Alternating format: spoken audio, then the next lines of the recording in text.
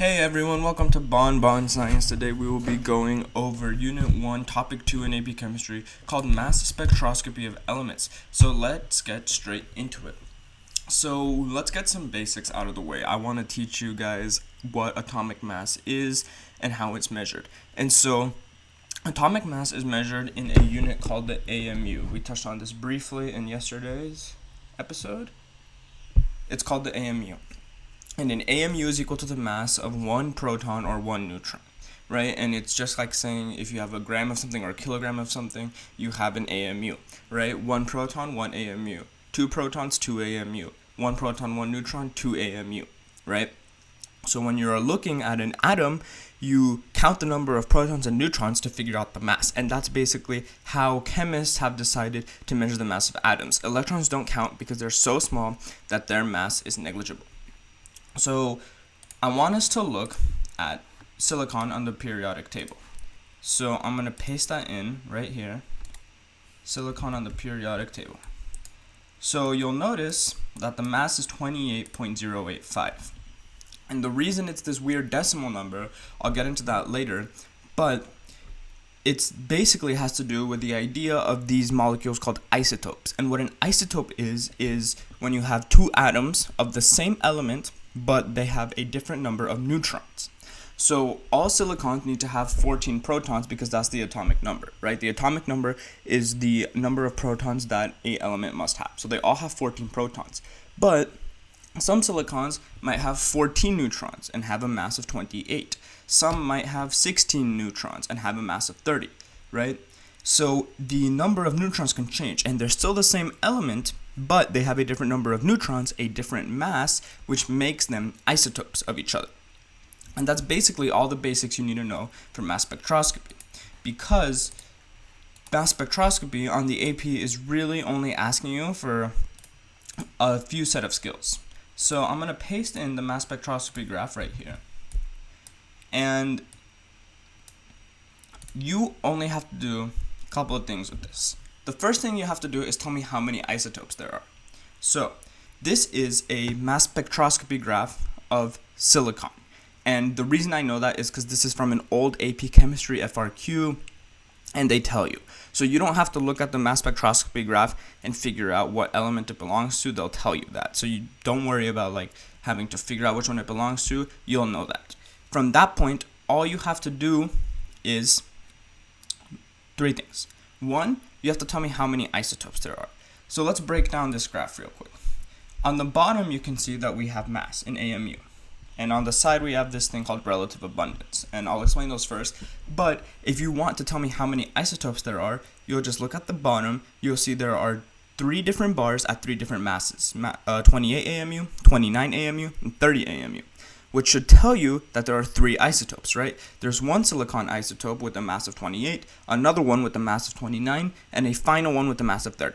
So there are three isotopes. That's your first skill. If you're trying to find the number of isotopes from a mass spectroscopy graph, which is what we call these graphs, you just look at the number of bars. Easy, simple. Step number two, or skill number two, is telling me what isotope is the most abundant. And that's when we look at this y-axis over here, which is in relative abundance, right? Obviously, the one with the highest relative abundance is the most abundant one. So if you want to tell me which one the most abundant one is, you're just picking the tallest bar, right? Which is the bar of 28 AMU. Also really simple. The third skill is a little more tough, probably the hardest one of the unit or the topic, but it's not terrible, and it's basically finding the weighted average of the isotopes. So as you can see here, we have 28 has an abundance of maybe roughly 90, maybe just above 90, right? Just above 90. It's not a perfectly straight line, but roughly 90. 29 is a lot less. That's maybe, I don't know, 7-8%. And 30 has the least. Oop, that's not good, but we'll roll with it. 30 maybe has 3% abundance, maybe. Or 4%. I don't know. But the way it would work is, and you usually get a clearer graph than this, right? You'll get a graph where it's very clear where it is. But let's run with the numbers we had. We'll say 28 has 90% abundance. We'll say 29 has 7% abundance. we'll say 30 has 3% abundance, right? It adds up to 100 as it should, right? Because abundance should add up to 100. And so you would calculate the weighted average by multiplying each mass by its relative abundance as a decimal.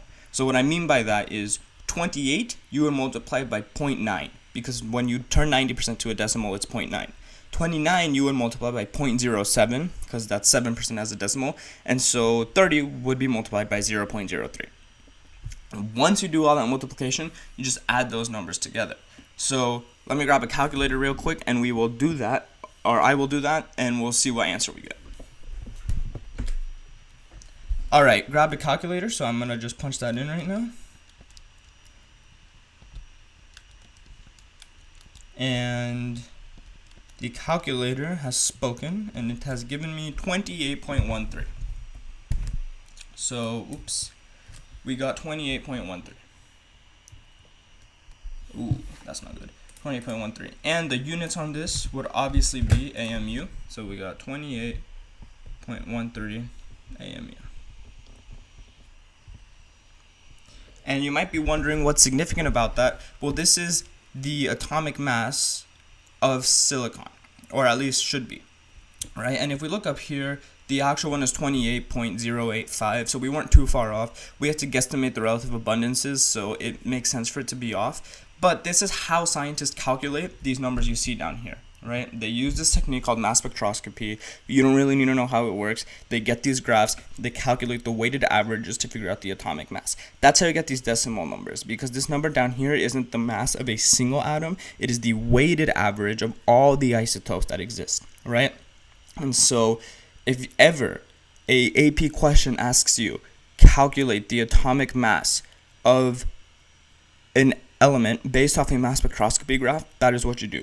You get your weighted average and you pick the number that is closest, or you pick the answer that you got, right? And so that is all you need to do for mass spectroscopy. It's pretty simple, guys. I hope you enjoyed the lesson. I hope it was easy to understand. Like, comment, and subscribe if you're enjoying the content, and thank you.